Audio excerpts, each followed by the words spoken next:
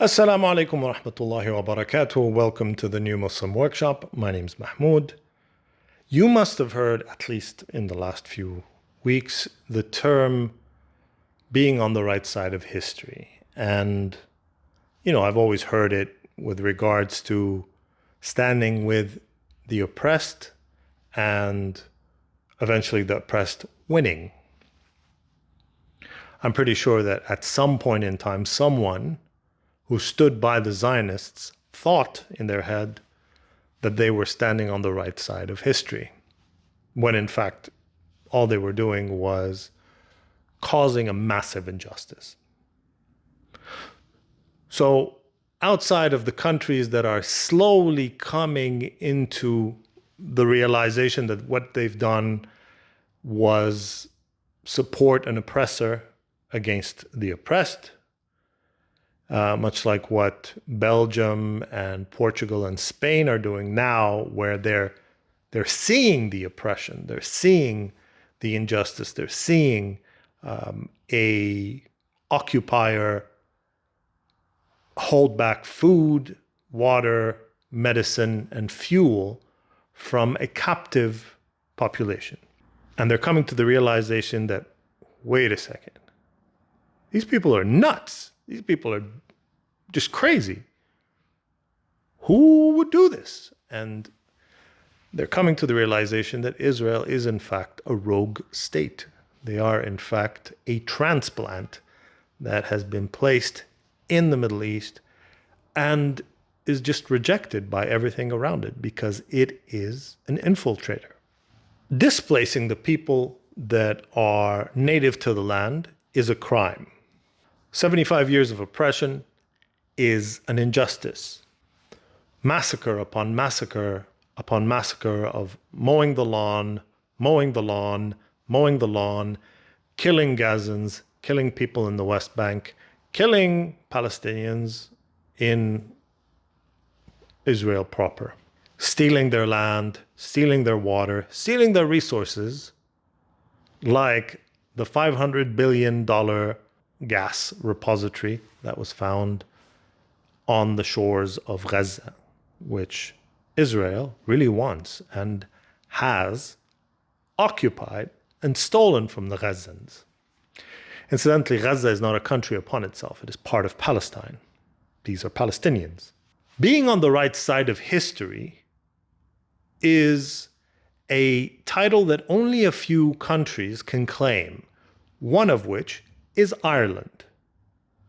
Much love to my Irish brothers and sisters for standing by us because they understand and have been through this whole situation of being occupied by the British. There is an almost instinctive sense of solidarity between the people of Ireland and the Palestinians, as there was with the black population of South Africa when they were fighting apartheid. And there was always that very, very strong consciousness of the parallels in all of those struggles, that we were the victims of empire and colonialism, and that a key part of the strategy of empire and colonialism was a form of apartheid. In Ireland, it was called the penal laws.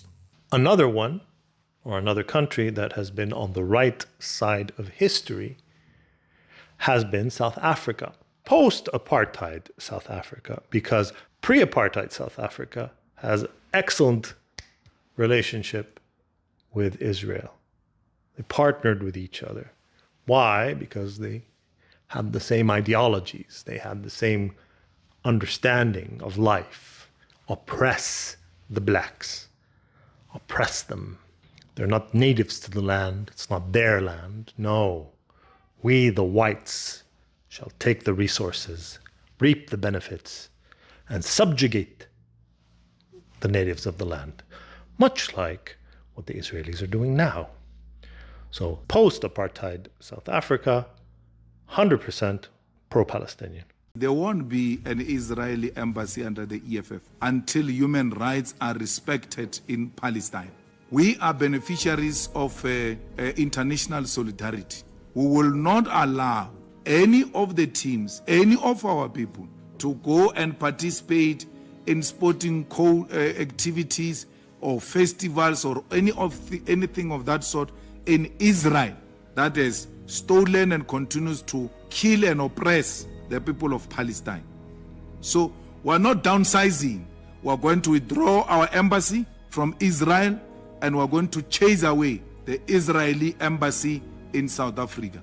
If we can't do that, then our solidarity with the Palestinians is a lip service. We need action, and not only with regard to embassy and cultural activities, including economic activities. We ought to cut ties with Israel. Who else is pro-Palestinian? Venezuela, Bolivia, majority, I believe, of the South American countries. Why? Because they've seen oppression.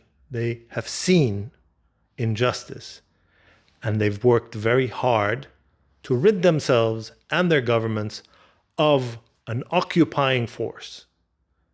In this case, the occupying force does not want to necessarily take over the land. Rather, they want to take over the government and the governance of said countries. In this case, the occupier is the United States. So they themselves are fighting a war against their occupier in the north, who has caused many Banana Republic overthrow situations, revolution after revolution after revolution, until they have just gotten sick of it.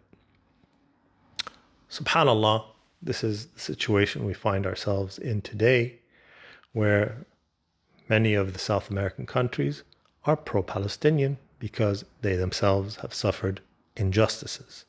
People who understand the removal of civil liberties and the fight for civil liberties, like Nelson Mandela, South African, himself, he also said that the freedom of South Africa is not complete until Palestine is free.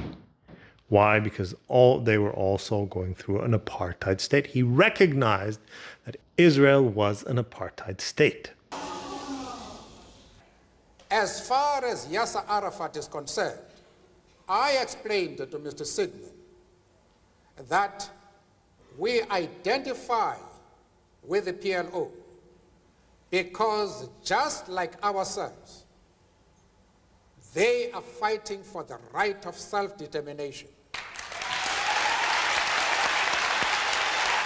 Malcolm X, once he became Muslim, proper Muslim, not this Nation of Islam nonsense, read the Quran, understood the Quran, educated himself in global matters, not just in the issue of the American people and the American civil liberties situation. Rather, he looked at injustices in general and spoke up against it, spoke for the Palestinian people. Allah subhanahu wa ta'ala, in a couple of places in the Quran, he talks about injustice. He says, "O you who have believed, be persistent, standing firm in justice, witnesses for Allah, even if it be against yourselves or parents and relatives. Whether one is rich or poor, Allah is more worthy of both." This is in chapter 4, verse 135. Another verse, "O believers, stand firm for Allah and bear true testimony. Do not let the hatred of a people lead you to injustice. Be just. That is closer to righteousness, and be mindful of Allah. Surely Allah is all aware of what you do." This is in chapter 5, verse 8. So let's recap. Are you on the right side of history? Do you believe that you are on the right side of history? And what is history going to do for you?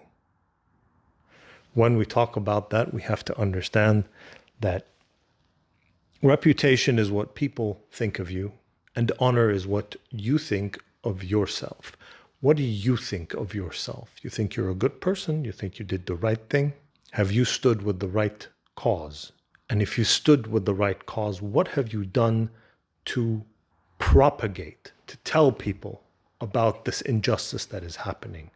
Many people have realized their mistake and deprogrammed themselves, including Jews, including Zionists. I say this as an American Jew. My children go to Jewish day school. I lead services in an Orthodox synagogue. Judaism is the center of my life. The first time I went to spend time with Palestinians in the West Bank, it was a shattering experience. The only thing I could imagine would be similar for American would be going to visit the Jim Crow South.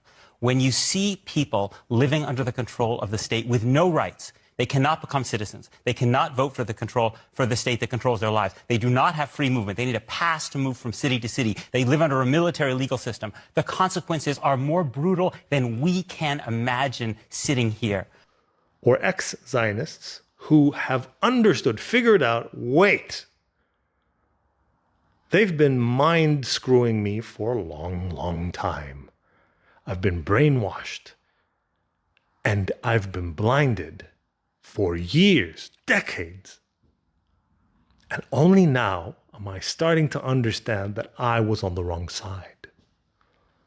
And that does something to people. That does this. It makes people angry.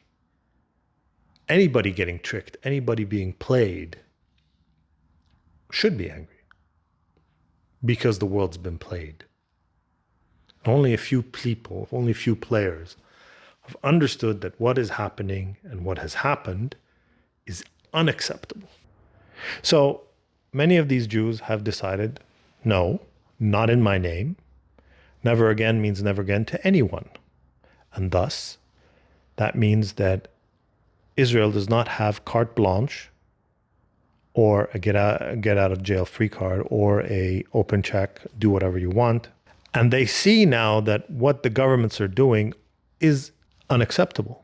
They're looking at what the American government has done, the French government, the Canadian government, the Australian government, the British government. And they realize that these are all colonial entities. And they understand that these entities have in their histories egregious perpetrations, egregious crimes against the native populations of the countries that they live in. So the US obviously have the Native Americans, Canada has the First Nations, you have the Aboriginals and the Torres Strait Islanders in Australia, the Maori in New Zealand, except maybe integration is a bit better with the New Zealand people. So you have all of these colonial entities who are part of first world international community. And they are perpetrating, they're helping out, they are backing up a Zionist regime and staying silent while they are committing a genocide.